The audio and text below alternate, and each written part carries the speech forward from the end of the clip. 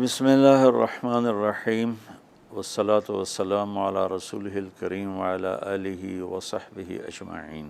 جو بھی بہن بھائی بچے بچیاں سن رہے ہیں سب کو میری طرف سے عید مبارک ہو۔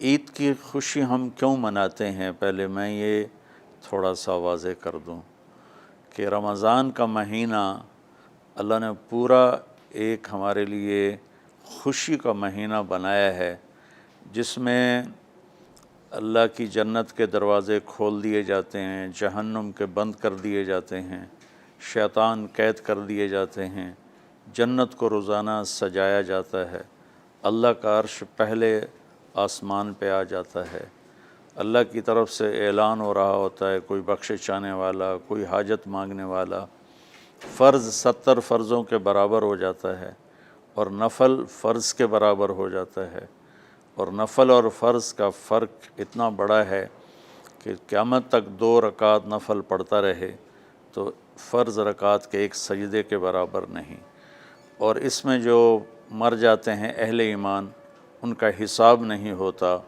ان کو قبر میں منکر نکیر نہیں آتے، اللہ تعالیٰ ان کو معاف فرما دیتا ہے۔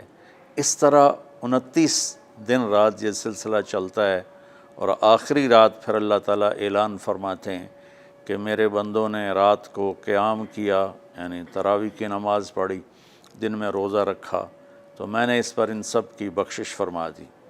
تو اس خوشی میں پھر ہم سب مل کر اللہ کی بارگاہ میں شکرانے کے مل کر 2 نفل ادا کرتے ہیں اور اللہ کا شکر ادا کرتے ہیں کہ یا اللہ تیرا شکر ہے تو نے ہمارے گناہوں کو معاف فرمایا، جہنم کو ہم پہ حرام کیا، جنت کو ہم پہ واجب کیا۔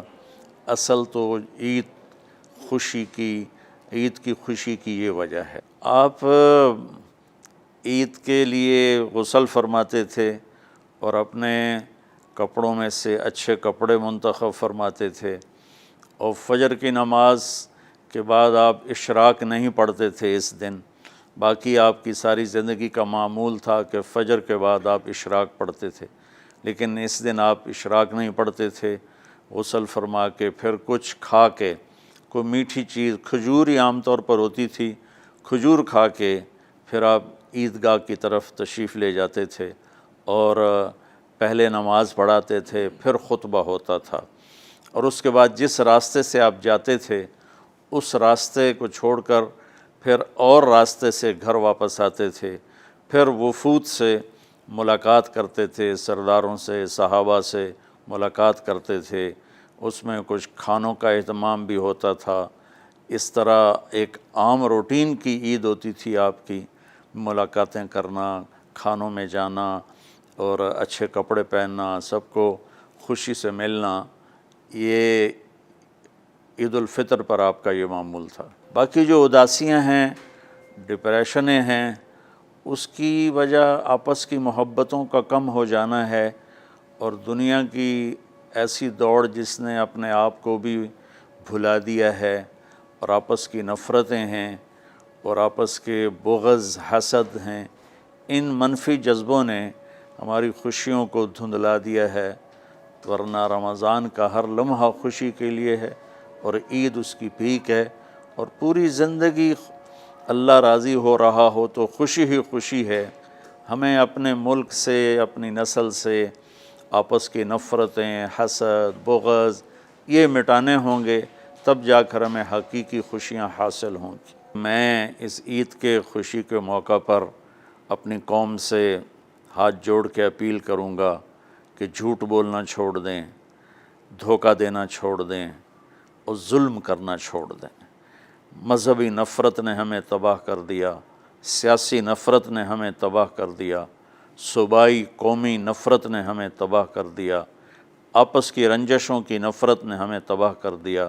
میں ساری قوم کے سامنے جھولی پھیلا کر چاروں صوبوں کے رہنے والوں سے اور ہر مکتب فکر سے متعلق اہل ایمان سے یہ درخواست کرتا ہوں کہ آئیں ہم سچائی کو اپنا ساتھی بنائیں اور دیانتداری سے اپنے آپ کو آراستہ کریں، اور انصاف کا ساتھ دیں، نہ ظالم بنیں نہ ظالم کا ساتھ دیں۔ اسلام 2 چیزوں کا مجموعہ ہے، ایک اللہ کا حق ہے جو عبادات کی شکل میں ہے، اور ایک اللہ کے بندوں کا حق ہے جو اخلاقیات اور معاملات اور معاشرت کی شکل میں ہے۔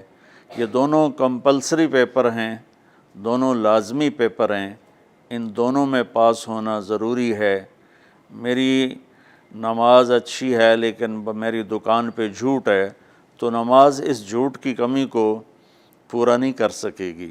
میری دکان پہ سچ ہے لیکن میں نماز نہیں پڑھتا تو میرا یہ سچ بولنا میرے نماز کی کمی کو پورا نہیں کر سکتا۔ اللہ کے نبی نے دنیا سے جاتے ہوئے 2 لفظوں میں سارا دین بتا دیا تھا۔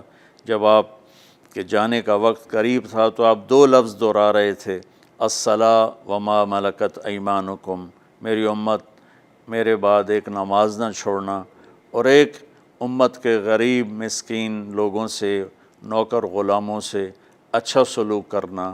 یہ 2 الگ الگ ڈیمانڈ ہیں۔ جیسے پانی پینے سے روٹی کی کمی پوری نہیں ہو سکتی اور روٹی کھانے سے پانی کی کمی پوری نہیں ہو سکتی، یہ دونوں الگ چیزیں ہیں۔ اخلاق کو عبادت کی کمی پر نہیں کر سکتی، اور عبادت کی کمی اخلاق کو اور اخلاق کی کمی کو عبادت پورا نہیں کر سکتی۔ ان دونوں چیزوں میں پاس ہونا ضروری ہے، تب جا کر ایک معتدل معاشرہ وجود میں آتا ہے۔ ایک حدیث سنا کے بات ختم کرتے ہیں۔ میرے نبی وضو فرما رہے تھے تو صحابہ آپ کے وضو کا پانی گرنے نہیں دے رہے تھے، نیچے سے لے کر کوئی پی رہا تھا، کوئی منہ پہ مل رہا تھا۔ تو آپ نے فرمایا ما یحملکم علی ھذا، یہ کیا کر رہے ہو؟ وہ کہنے لگے یا رسول اللہ، اللہ اس کے رسول کی محبت میں کر رہے ہیں۔ تو آپ نے فرمایا میں تمہیں بتاتا ہوں اللہ اس کے رسول سے محبت کرنے والا کون ہوتا ہے۔ فَلْيُصْدِقِ الْحَدِيثَ إِذَا حَدَّثَ، اللہ رسول سے محبت کرنے والا وہ ہوتا ہے جو ہمیشہ سچ بولتا ہے۔ فَلْيُؤَدِّ الْأَمَانَةَ إِذَا تُؤْمِنَ، جو ہمیشہ امانت داری سے کام لیتا ہے، کبھی دھوکہ فراڈ نہیں کرتا۔ فَلْيُحْسِنْ جِوَارَ مَنْ جَاوَرَهُ، اور جو ہمیشہ اپنے پڑوسیوں کے ساتھ اچھا سلوک کرتا ہے، پڑوسی اپنے ہوں، غیر ہوں، مسلم ہوں، نان مسلم ہوں، وہ ان کے ساتھ اچھا سلوک کرتا ہے۔ یہ 3 نشانیاں ہیں عشق رسول کی۔ یہ 3 باتیں میری قوم اپنا لے تو یہ اندھیرے اجالوں میں انشاءاللہ تبدیل ہو جائیں گی۔ دنیا کے لیے قانون ہے اللہ تعالیٰ کا کہ جس قوم میں انصاف، دیانتداری اور سچائی ہوگی انہیں اللہ عروج دے گا، وہ مسلم ہو یا نان مسلم ہو۔ اور جن ملکوں میں، قوموں میں بددیانتی ہوگی، ظلم ہوگا، جھوٹ ہوگا، وہ زوال کا شکار ہوں گی۔ ساری ویسٹرن دنیا تو لیڈ نہیں کر رہی، ہمارے جیسے ملک بھی ہیں جہاں یہ ساری چیزیں ہیں تو وہ ہماری طرح ہی ذلیل ہیں اور ہماری طرح ہی وہ خوار ہیں۔ چند ایک ملک ہیں جنہوں نے ان چیزوں کی رعایت کی ہے تو وہ اس وقت لیڈنگ رول میں ہیں، لیڈنگ ماڈل میں ہیں۔ تو دنیا کے لحاظ سے تو یہ قانون ہے کہ سچائی، دیانتداری اور انصاف قوموں کو اونچا لے جائے گا۔ آخرت میں اللہ تعالیٰ نے اعلان کیا ان اللہ لا یغفر ان یشرک بہ ویغفر ما دون ذلک لمن یشاء۔ آخرت میں کامیابی کا آخری فیصلہ ایمان پہ ہوگا کہ اللہ تعالیٰ کا فرمان ہے میں شرک معاف نہیں کروں گا، اس کے علاوہ میں جسے چاہوں معاف کر دوں۔ تو ہماری 52 کے قریب اسلامی ریاستیں ہیں، وہ سب بری طرح اس زوال کا شکار ہیں، جس کی بنیادی وجہ یہ 3 ہے جس کو میں بار بار آپ کے سامنے دہرا رہا ہوں۔ السلام علیکم۔